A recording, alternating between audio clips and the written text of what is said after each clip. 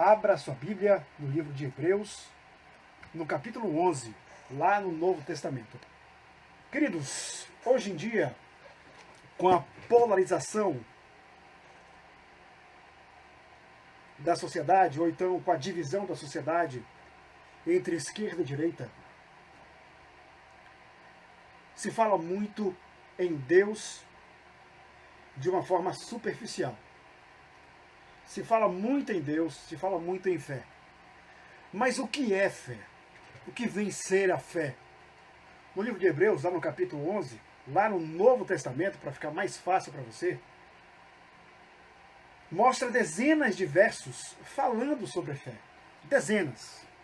Nós lemos nesse capítulo frases tão bonitas, citando exemplos de fé. Ficamos empolgados com elas, mas ficamos sempre a nos perguntar, afinal de contas, para você, o que é fé? O que é fé para você que está no Facebook? O que é fé para você que está na rádio? Hoje eu acordei e me lembrei de uma história de fé. E é por isso que eu estou fazendo essa resenha hoje. Talvez você já tenha ouvido também ou lido essa história em algum lugar. A história é mais ou menos assim. Um dia,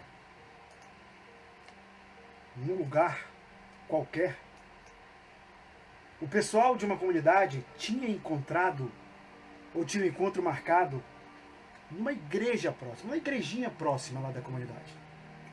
Lá, o pessoal dessa comunidade encontraria outras pessoas para que todas juntas orassem ao Senhor Deus, pedindo que ele enviasse chuva. Quanta abundância nós temos aqui, não é verdade? Quanta abundância nós temos aqui na região norte. Lá o pessoal dessa comunidade encontraria outras pessoas para que todas juntas fossem orar. Havia muito tempo que não chovia naquela localidade. E a população já estava desesperada e até mesmo despreparada para quando a chuva viesse. Sem saber o que fazer para obter água. Algo tão comum para a gente aqui, não é verdade? Então, orar ao Senhor seria a solução imediata para aquele povo. Porque assim o Criador poderia abrir a porta do céu e enviar a chuva tão almejada. Uma só não, né? Várias chuvas. Desde que não alagasse tudo e deixasse as casas alagadas, evidentemente. Então, pensando assim, as pessoas foram à igreja. Só que no caminho alguém notou que um menino levava um guarda-chuva. Veja bem, uma criança levava consigo um guarda-chuva. O sol estava muito quente naquele dia e não havia nenhum prenúncio no céu de que cairia água naquela localidade. Nenhum. Ora, estavam sofrendo por causa da falta de chuva. Havia muito tempo. Estavam indo à igreja justamente para pedir a Deus. Então perguntaram ao menino: vem cá, por que você está levando esse guarda-chuva se não está chovendo? Veja o sol, veja o solo, não há nuvens. Mas o menino respondeu: nós estamos indo para a igreja. Nós estamos indo falar com Deus, que mande chuva para nós. Não é verdade? Indagou o menino. Sim, nós estamos indo para a igreja. Responderam todos, uniformemente. Afinal, era exatamente para isso que eles estavam indo à igreja naquele dia. E o menino respondeu, surpreendendo-os: então Deus vai atender nosso pedido, não vai?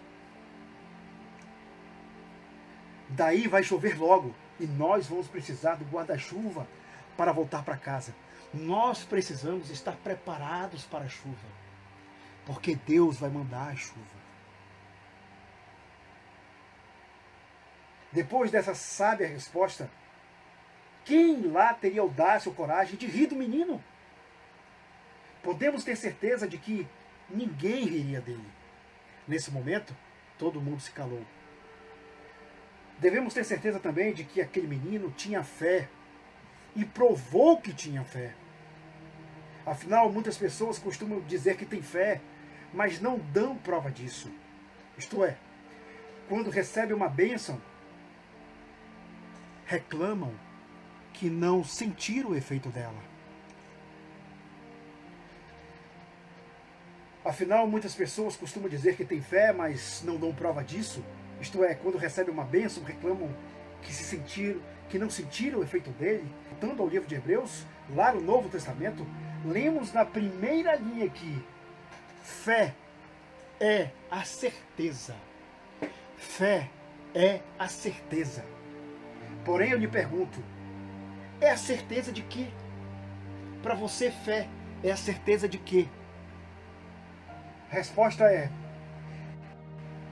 a certeza que vai acontecer aquilo que você orou, que você clamou em nome de Jesus Cristo. De nada adianta pedir uma bênção e pensar assim: ah, acho que Deus não ouviu minha oração. Ou, será que Deus ouviu minha oração? Será que Deus vai me atender? Vai ouvir o meu pedido? Ou seja, a pessoa cria dentro de si uma lista de dúvidas, que acaba colocando em dúvida a sua própria fé. Ah, queridos, com tantas dúvidas enfileiradas, a pessoa descobre que não tem tanta fé assim. E ainda se conforma dizendo: ah, meu Deus, tem tanta coisa para fazer e não ia perder tempo logo comigo, um simples mortal. Seria agir de modo a pensar que Deus só se preocupa com pessoas ilustres, chefe de Estado, diplomatas, celebridades ou mesmo formadores de opinião. Queridos, não é nada disso. Deus se preocupa com todos. Jesus sempre disse aos seus discípulos que Deus ouve nossas orações. E devemos crer nisso. Afinal, se cremos em Jesus, devemos crer em tudo aquilo que ele disse. Queridos, se serve de exemplo para você. Eu sou uma prova viva disso.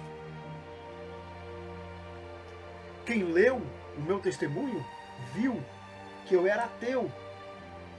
E quem orou para que eu recobrasse a minha saúde foi minha mãe. Intercedeu e não teve dúvida disso. Jesus sempre disse aos seus discípulos que Deus ouve nossas orações. Podemos encontrar na Bíblia a história da mulher que tinha fluxo de sangue, uma doença terrível que a fazia sofrer durante muitos anos de sua vida. Essa mulher queria tão somente encostar a mão na roupa de Jesus. Bem, em verdade a Bíblia diz que ela usava uma túnica. Essa mulher sofria muito. Ela era desprezada pela sua sociedade, dentro da sua família. Afinal, sabemos que naquela época os doentes incuráveis eram afastados da sociedade. A mulher pensou então assim: se eu tão somente tocar o dedo na barra da túnica de Jesus, serei curada.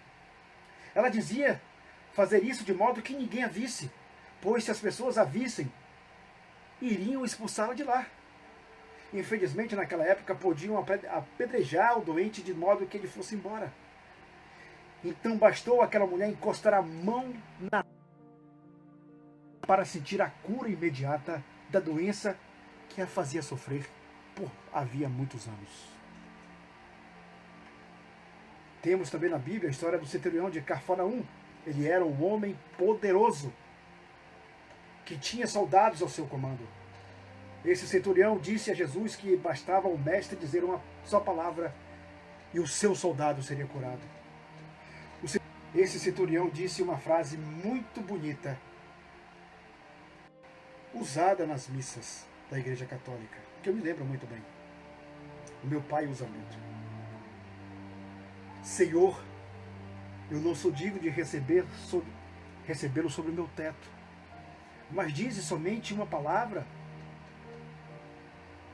e o meu criado ficará são. Está lá em Mateus 8, versículo 8. Tanto que Jesus se admirou e disse: em verdade vos digo que nem mesmo em Israel encontrei tanta fé. Mateus capítulo 8, versículo 10. Queridos, para concluir, a mulher que tinha fluxo de sangue nos mostra que devemos tocar em Jesus para conseguir algo. Mas primeiro você tem que deixar Jesus tocar no seu coração. O centurião de Cafarnaum nos ensina que a palavra de Jesus nos basta, é o suficiente. Jesus disse assim: se tu podes crer, tu é possível ao que crê. Tudo é possível ao que crê. O menino da história nos mostra que ter fé é ter certeza que vamos receber o que pedimos.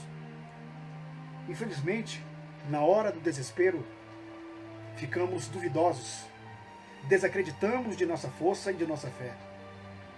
Ficamos agressivos e brigamos com nossos semelhantes. Queridos, abra o seu coração. Lute. Lute sempre por seus ideais. Ore ao Senhor antes de pedir e depois peça.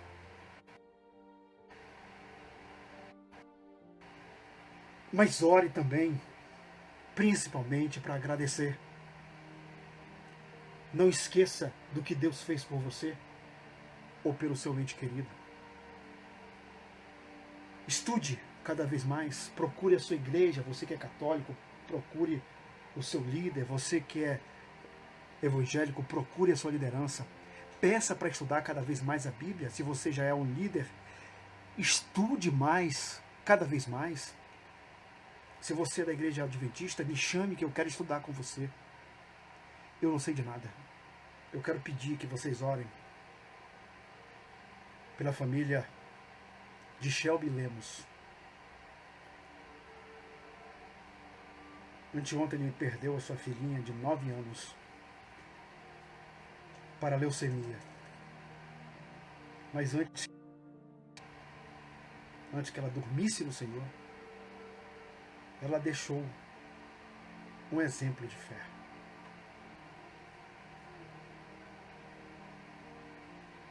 Ela disse ao pai que não chorasse, porque ela já estava salva. Amém? Tchau. Até a próxima live.